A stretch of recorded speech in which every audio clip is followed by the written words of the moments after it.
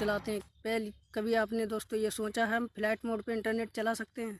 तो जी हाँ, ये पॉसिबल है, हम फ्लाइट मोड पर भी इंटरनेट चला सकते हैं। तो आइए सबसे पहले हम अपने फ़ोन को फ्लाइट मोड पर लगाते हैं, लेकिन ध्यान रहे आपको मोबाइल डाटा ऑफ नहीं करना है।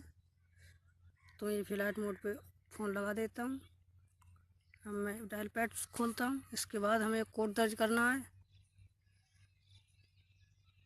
फिर इसके आगे रजिस्टर।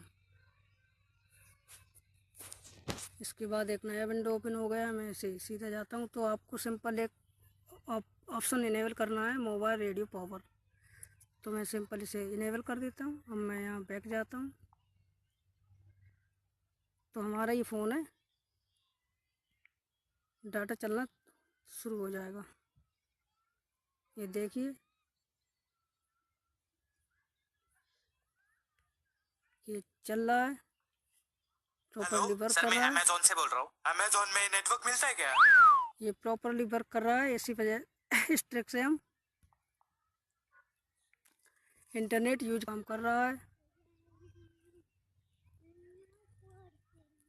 तो आप भी अपने फ़ोन में चला सकते हैं एयरप्लेन मोड पर भी इंटरनेट।